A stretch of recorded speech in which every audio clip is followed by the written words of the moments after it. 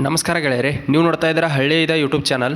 ಆತ್ಮೀಯ ಗೆಳೆಯರೆ, ಇವತ್ತಿನ ಈ ವಿಡಿಯೋದಲ್ಲಿ ಶಿಕ್ಷಣವನ್ನು ಮುಂದುವರಿಸಲು ಹಣಕಾಸಿನ ತೊಂದರೆಯನ್ನು ಅನುಭವಿಸುತ್ತಿರುವಂಥ ಬಡ ಪ್ರತಿಭಾವಂತ ಕರ್ನಾಟಕದ ವಿದ್ಯಾರ್ಥಿಗಳಿಗೋಸ್ಕರ ಒಂದು ಹೊಸ ವಿದ್ಯಾರ್ಥಿ ವೇತನದ ಬಗ್ಗೆ ಸಂಪೂರ್ಣವಾದಂಥ ಮಾಹಿತಿಯನ್ನು ಈ ವಿಡಿಯೋದಲ್ಲಿ ತಿಳಿದುಕೊಳ್ಳೋಣ. ಈ ವಿದ್ಯಾರ್ಥಿ ವೇತನವನ್ನು ಕೇವಲ ಕರ್ನಾಟಕದ ವಿದ್ಯಾರ್ಥಿಗಳಿಗೆ ಮಾತ್ರ ನೀಡಲಾಗ್ತಾ ಇದೆ. ಆದ್ದರಿಂದ ಪ್ರತಿಯೊಬ್ಬ ಕರ್ನಾಟಕದ ವಿದ್ಯಾರ್ಥಿಯೂ ಕೂಡ ಈ ವಿದ್ಯಾರ್ಥಿ ವೇತನಕ್ಕೆ ಅರ್ಜಿಯನ್ನು ಸಲ್ಲಿಸಿರಿ. ಇದಕ್ಕೆ ಬೇಕಾಗುವಂಥ ಅರ್ಹತೆಗಳೇನು ಮತ್ತು ಎಷ್ಟು ವಿದ್ಯಾರ್ಥಿ ವೇತನವನ್ನು ನೀಡ್ತಾ ಇದ್ದಾರೆ, ಯಾವ ರೀತಿಯಾಗಿ ಅರ್ಜಿ ಸಲ್ಲಿಸುವುದು ಎಂಬುದರ ಸಂಪೂರ್ಣವಾದಂಥ ಮಾಹಿತಿಯನ್ನು ಈ ವಿಡಿಯೋದಲ್ಲಿ ತಿಳಿದುಕೊಳ್ಳೋಣ. ವಿಡಿಯೋನ ಪೂರ್ತಿಯಾಗಿ ವೀಕ್ಷಣೆ ಮಾಡಿ ಮತ್ತು ಇದೇ ಮೊದಲ ಬಾರಿಗೆ ಯಾರಾದರೂ ನಮ್ಮ ಯೂಟ್ಯೂಬ್ ಚಾನಲ್ನ ನೋಡ್ತಾ ಇದ್ದರೆ ದಯವಿಟ್ಟು ಸಬ್ಸ್ಕ್ರೈಬ್ ಮಾಡ್ಕೊರಿ. ಹಾಗೆ ಈ ವಿಡಿಯೋನ ಇತರ ನಿಮ್ಮ ಗೆಳೆಯರ ವರ್ಗಕ್ಕೂ ಕೂಡ ಶೇರ್ ಮಾಡಿರಿ. ಬನ್ನಿ ಗೆಳೆಯರೆ, ವಿಡಿಯೋನ ಶುರು ಮಾಡೋಣ. ಈ ವಿದ್ಯಾರ್ಥಿ ವೇತನವನ್ನು ನೀಡುವಂಥ ಟ್ರಸ್ಟ್ ಯಾವುದಂದ್ರೆ ಕನಸು ಟ್ರಸ್ಟ್ ಅಂಥೇಳಿ, ಇದು ಚಿಕ್ಕಮಗಳೂರಿನಲ್ಲಿದೆ. ನೋಡ್ಬೋದು, ಪ್ರೋತ್ಸಾಹಧನ ಅರ್ಜಿ 2024-25 ಅಂತೇಳಿ ಈಗಾಗಲೇ ಅರ್ಜಿ ಪ್ರಾರಂಭವಾಗಿದೆ. ಇದನ್ನು ನೀವು ಆಫ್ಲೈನ್ ಮೂಲಕ ಅರ್ಜಿಯನ್ನು ಹಾಕಬೇಕಾಗಿರ್ತದೆ, ಅಂದರೆ ಪೋಸ್ಟ್ ಮೂಲಕ ಅರ್ಜಿಯನ್ನು ಕಳಿಸ್ಬೇಕಾಗಿರ್ತೈತಿ. ಇಲ್ಲಿ ಕೆಲವೊಂದಿಷ್ಟು ಮಾಹಿತಿಗಳನ್ನು ನೀಡಿದ್ದಾರೆ. ಈ ಪ್ರೋತ್ಸಾಹಧನವನ್ನು ಯಾವುದೇ ರೀತಿಯಾದಂಥ ಜಾತಿ ಧರ್ಮಕ್ಕೆ ಸೀಮಿತವಾಗಿರುವುದಿಲ್ಲ. ಎಲ್ಲ ವರ್ಗದ ಅಭ್ಯರ್ಥಿಗಳು ಕೂಡ ಈ ಪ್ರೋತ್ಸಾಹಧನಕ್ಕೆ ಅರ್ಜಿಯನ್ನು ಹಾಕ್ಬೋದು ಅಂತ ಹೇಳಿದ್ದಾರೆ. ಅಂದರೆ ಯಾವುದೇ ರೀತಿಯಾದಂಥ ಜಾತಿ ಧರ್ಮಕ್ಕೆ ಇದು ಸೀಮಿತವಾಗಿಲ್ಲ. ಎಲ್ಲ ವರ್ಗದ ವಿದ್ಯಾರ್ಥಿಗಳು ಕೂಡ ಈ ವಿದ್ಯಾರ್ಥಿ ವೇತನವನ್ನು ನೀಡಲಾಗ್ತಾ ಇದೆ. ನಿಮ್ಮ ಇತ್ತೀಚಿನ ಭಾವಚಿತ್ರ ಬೇಕಾಗುತ್ತೆ ಮತ್ತು ಹಿಂದಿನ ವರ್ಷದ ಅಂಕಪಟ್ಟಿ ಕಡ್ಡಾಯವಾಗಿ ಬೇಕಂತ ಹೇಳಿದ್ದಾರೆ. ಅದರ ಜೆರಾಕ್ಸನ್ನು ಈ ಅರ್ಜಿಯೊಂದಿಗೆ ಹಚ್ಚಬೇಕಂತ ಹೇಳಿದ್ದಾರೆ. ಮತ್ತು ಅದೇ ರೀತಿ ಆದಾಯ ಪ್ರಮಾಣ ಪತ್ರ ಬೇಕಾಗುತ್ತೆ.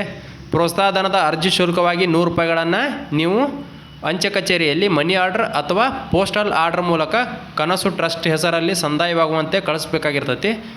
ಅರ್ಜಿಗೆ ಯಾವುದೇ ರೀತಿಯಾದಂಥ ಸ್ಟಪ್ಲರ್ಲೆ ಪಿನ್ ಹೊಡೆಯುವುದಾಗಿರಲಿ ಅಥವಾ ಸ್ಟಾಂಪ್ ಹೊಡೆಯುವುದಾಗಿರಲಿ ಮಾಡಬಾರ್ದು ಅಂತ ಹೇಳಿದ್ದಾರೆ. ಅದೇ ರೀತಿ ಈ ವಿದ್ಯಾರ್ಥಿ ವೇತನವನ್ನು ಅಂದರೆ ಈ ಪ್ರೋತ್ಸಾಹಧನವನ್ನು 5ನೇ ತರಗತಿಯಿಂದ ಪದವಿ ಓದುತ್ತಿರುವಂಥ ವಿದ್ಯಾರ್ಥಿಗಳು ಕೂಡ ಪಡ್ಕೊಳ್ಬೋದು. ಅರ್ಜಿಯನ್ನು ಸಲ್ಲಿಸಲು ಕೊನೆಯ ದಿನಾಂಕ 15/8/2024 ಕೊನೆಯ ದಿನಾಂಕ ಆಗಿರ್ತೈತಿ. ಅದೇ ರೀತಿ ಅರ್ಜಿಯನ್ನು ಸಲ್ಲಿಸಿದ ನಂತರ ಆಯ್ಕೆ ಪಟ್ಟಿಯನ್ನು 15/9/2024 www.kanasu-trust.in ಅನ್ನೋ ವೆಬ್ಸೈಟ್ದಾಗ ಪ್ರಕಟ ಮಾಡ್ತಾರೆ. ಈ ವೆಬ್ಸೈಟ್ ಲಿಂಕನ್ನು ಕೂಡ ನಾನು ವಿಡಿಯೋ ಕೆಳಗೆ ಕೊಟ್ಟಿರ್ತೀನಿ. ಅಲ್ಲಿಂದ ನೇರವಾಗಿ ಈ ಅಪ್ಲಿಕೇಶನ್ ಫಾರ್ಮನ್ನು ನೀವು ಡೌನ್ಲೋಡ್ ಮಾಡ್ಕೋಬೋದು. ಅದೇ ರೀತಿ ಇಲ್ಲಿ ಆಯ್ಕೆ ಪ್ರಕ್ರಿಯೆ ಯಾವ ರೀತಿ ಇರ್ತೈತೆ ಅಂದರೆ, ಯಾವುದೇ ರೀತಿಯಾದಂಥ ಸಂದರ್ಶನವನ್ನು ನಡೆಸುವುದಿಲ್ಲ ಅಥವಾ ಯಾವುದೇ ರೀತಿಯಾದಂಥ ದಾಖಲಾತಿಗಳ ವೆರಿಫಿಕೇಷನನ್ನು ನಡೆಸುವುದಿಲ್ಲ. ಕೇವಲ ನಿಮ್ಮ ಆದಾಯದ ಮತ್ತು ಹಿಂದಿನ ತರಗತಿಯಲ್ಲಿ ಗಳಿಸಿದ ಅಂಕಗಳ ಆಧಾರದ ಮೇಲೆ ನಿಮ್ಮನ್ನು ಆಯ್ಕೆ ಮಾಡಿ ಶಾರ್ಟ್ ಲಿಸ್ಟನ್ನು ಬಿಡುಗಡೆ ಮಾಡ್ತಾರೆ. ಪ್ರೋತ್ಸಾಹಧನದ ಆಯ್ಕೆ ಪ್ರಕ್ರಿಯೆಯು ಟ್ರಸ್ಟ್ ಅಧ್ಯಕ್ಷರದ ಅಂತಿಮ ನಿರ್ಧಾರವಾಗಿರ್ತೈತೆ ಅಂತ ಹೇಳಿದ್ದಾರೆ. ಆಯ್ಕೆಯಾದಂಥ ವಿದ್ಯಾರ್ಥಿಗಳ ಹೆಸರಲ್ಲಿ ಚೆಕ್ ಅಥವಾ DDT ಮುಖಾಂತರ ಅವರ ವಿಳಾಸಕ್ಕೆ ಕಳಿಸಿಕೊಡಲಾಗುವುದು ಅಂತ ಹೇಳಿದ್ದಾರೆ. ನಾನು ಮೊದಲೇ ಹೇಳಿದಾಗೆ ಇಲ್ಲಿ ಯಾವುದೇ ರೀತಿಯಾದಂಥ ನೇರವಾಗಿ ನಿಮ್ಮ ಬ್ಯಾಂಕ್ ಖಾತೆಗಳಿಗೆ ಹಾಕುವುದಿಲ್ಲ.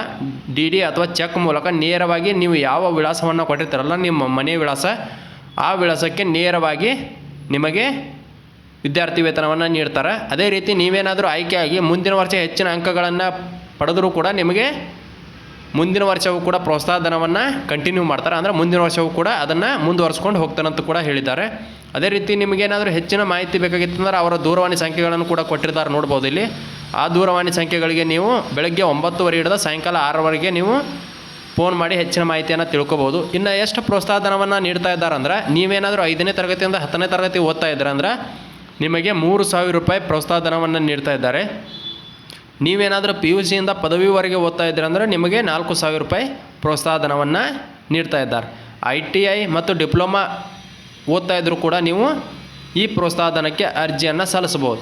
ಇದು ಇವತ್ತಿನ ಪ್ರಮುಖವಾದಂಥ ವಿದ್ಯಾರ್ಥಿ ವೇತನದ ವಿಡಿಯೋ ಆಗಿರ್ತೈತಿ. ಇದೇ ರೀತಿ ಹೆಚ್ಚಿನ ವಿದ್ಯಾರ್ಥಿ ವೇತನಗಳಾಗಿರ್ಬೋದು, ಸರ್ಕಾರಿ ಸೌಲಭ್ಯಗಳ ಬಗ್ಗೆ ಮಾಹಿತಿಗಳು ಬೇಕಾಗಿದ್ದು ಅಂದ್ರೆ ದಯವಿಟ್ಟು ನಮ್ಮ ಯೂಟ್ಯೂಬ್ ಚಾನಲ್ನ ಸಬ್ಸ್ಕ್ರೈಬ್ ಮಾಡ್ಕೊರಿ. ಹಾಗೆ ಈ ವಿಡಿಯೋನ ಇತರ ನಿಮ್ಮ ಗೆಳೆಯರ ವರ್ಗಕ್ಕೂ ಕೂಡ ಶೇರ್ ಮಾಡಿರಿ ಅಂತ ಹೇಳ್ತಾ ಈ ವಿಡಿಯೋನ ಇಲ್ಲಿಗೆ ಮುಗಿಸ್ತಾ ಇದ್ದೀನಿ.